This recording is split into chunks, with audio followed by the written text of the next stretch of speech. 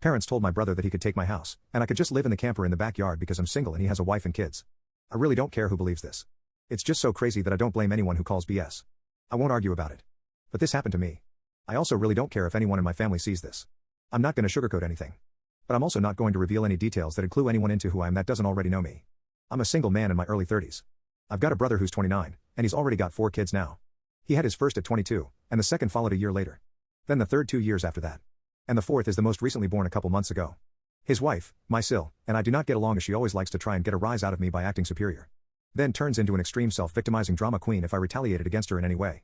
She can cry in an instant and can put on an extremely convincing show to get sympathy from just about anyone. My parents and brother absolutely adore her, even though they know exactly how she really is and just don't care. She's very good looking, I'll give her that. But she's so awful that I could never be attracted to her. She also refuses to get any sort of job, even though she has a college degree and my mother willingly helps with the kids all day. So their finances are entirely dependent on my brother. This also means they can't afford to live anywhere but my parents' house. And privacy is a bit of an issue with all of them under one roof in a 3-bedroom house that was built in the 60s. Growing up, my younger brother was also the obvious favorite. We're 3 years apart in age, but he developed a superiority complex because I was badly punished if I retaliated against his antics in any way back then. It was obvious my parents cared for him a lot more because he got the lion's share of everything unless people called them out on it. Which did happen a fair bit by other members of family. Which is why my parents packed us all up and moved us about 150 miles away from them, so they generally would see us on holidays since it was a 3-hour drive.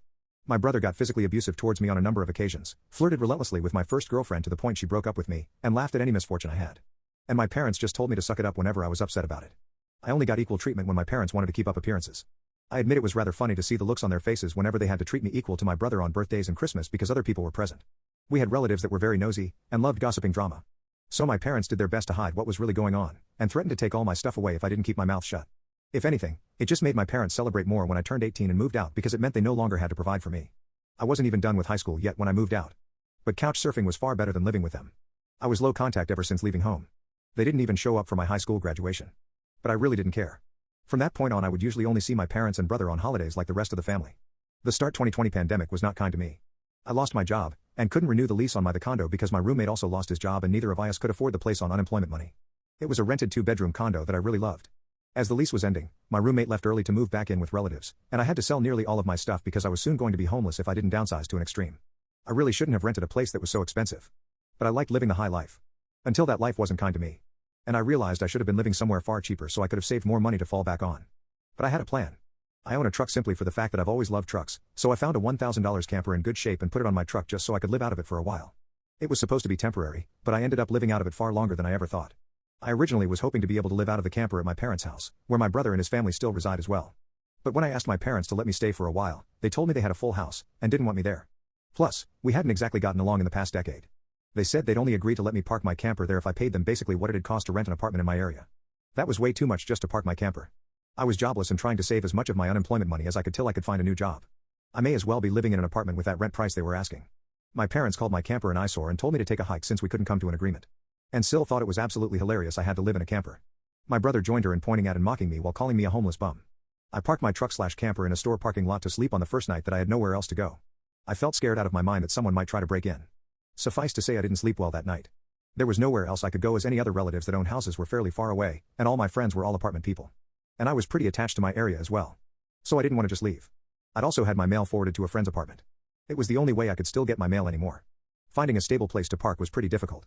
I went looking around to try and find a job similar to my old one. It took months of living the nomadic camper life. In that time, I had to deal with a lot. Everything from beggars and drug addicts, to people demanding I leave because my camper was an eyesore. At one point someone who told me to move claimed to be with an HOA. I wasn't even parked on a street with houses. And when I questioned what HOA, they got incredibly belligerent and threatened me. I moved my camper anyway just to avoid the trouble. In order to have a steady supply of electricity I learned to use a long extension cord to plug in anywhere I could to recharge my camper batteries. This meant sneaking around and plugging it into an outside outlet of a random building while parked on a street. I know that's a crummy thing to do. But I had to keep my batteries charged so my refrigerator would stay cold. I had a small solar power bank for recharging my phone. But I didn't have anything like a generator. And generators are noisy and require fuel anyway. So I did what I had to do. After months of living like that, I finally managed to get a new job.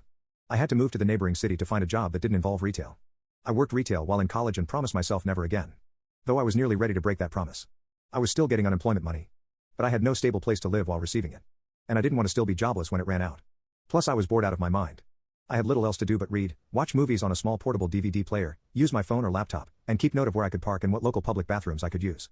I kind of envy that the Japanese have public bathhouses. We could really use stuff like that over here. When I finally landed a new job, I practically lived in the back lot of the building by the warehouse in old employee parking spaces literally no one else seemed to bother using because they were so far in the back that the area was borderline forgotten. My boss/company owner actually liked this arrangement because I was willingly available to take any shift I could get, so long as I had enough sleep. He even let me take the camper off my truck and set it up in one of the spaces so I could drive around without it. Not exactly sure if this was legal, but no one bothered us about it. The entire time I lived back there, I didn't have to deal with many trespassers. There were a few, but the security guards escorted them out. I was pretty much on call almost all the time when they needed me, and was working virtually every day of the week. My boss let me plug my camper into the building for power and water, and I paid a small amount of rent by working for free on Sundays when no one else was in the office but the janitor and security guard. Beyond that, I usually had to shower at a friend's apartment, or at my local gym as the camper didn't have a shower in it, and only a portable toilet. And I didn't want to fill it because emptying it is a nasty chore. So I used other bathrooms as often as I could. I had a key to the warehouse, and could go in to use the bathroom there at any hour. I was even on a first-name basis with the night security guard. He's since become one of my closest friends. The camper was easy to heat in the winter with a small electric heater. Summers were not fun though. The camper didn't have AC, so I had to get a used portable air conditioner just to make it bearable. I made a lot of overtime pay, and hands-on learned some new skills from other employees. Eventually midway into this year I landed a better position in the company as a supervisor, and started making a better salary than my old job. That's when I decided I wanted a house. The scare I'd gotten from losing my condo made me realize I needed something much more stable for the long term. I looked around for something close to my work, and just 2 miles away found a 3-bedroom manufactured home on a small property. But I managed to get it for $10,000 less than the asking price somehow. I used nearly my entire savings for a down payment and got approved for a home loan. I finally didn't have to live in a camper anymore. There was enough space for me to back my truck in behind the house to take the camper off to set it up in the backyard. So I put it there as its own little building just in case I want to use it again. When I was fully settled in the house, I was dumb enough to brag about it on my book of faces. My family saw the post, and that's where this shit really starts. After a few weeks my parents and brother along with his family came to visit completely unannounced to have a tour of my home. I didn't even give them my address. So how they found out where I live, I still don't know. None of my friends have fessed up, and no prior family members visited me before that. So I wonder if they stalked me at work and followed me home or something. It really wouldn't surprise me. Once I opened the door, they practically all shoved their way in like rambunctious tourists. Then just started making themselves at home. They all kept poking around and Sil had this creepy smirk that she was repeatedly flashing me. And it was only later that I figured out why. And it made me madder than a bull on steroids that just got stung by a hornet. My parents were constantly talking about how I've got so much extra space now. And it's too much for someone like me who has no wife or kids. Sure, not now. But maybe someday, and my brother kept remarking about how there was more space than our parents' house, and my house was closer to his job too. Red flags all around, I know. Eventually my brother asked me to speak privately. Everyone else suddenly left the room and piled out onto the front porch. That's what finally made me realize they'd planned something. My brother, let's call him Dan for the sake of simplicity, said the house was too much for me alone. And I should let him move in with his family because his wife is pregnant with kid number 4. And my house is much closer to his job. He pointed out that I already have the camper, so I could just live in that outside while they live in the main house. And I'd like to point out that Dan never once spoke of offering rent. Mind you, he's got a good job. He also started talking about how there would be changes, and even curfews. And that I couldn't just walk in at any time without prior notice. If it weren't my brother, I'd think the person I was talking to had lost their mind. But Dan lost his marbles long ago thanks to our parents treating him like he was the center of the world.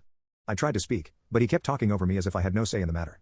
There was no way in hell I'd rent my house or parts of my house to him. Other people maybe, just so I can pay the mortgage off more easily. But certainly not him, or his nasty wife. I've heard of this exact kind of situation in videos online many times. And never once did I think I'd actually live it because I thought it so ludicrous. But my parents, brother and Sil do all fit the bill for a bunch of narcissistic entitled crazies.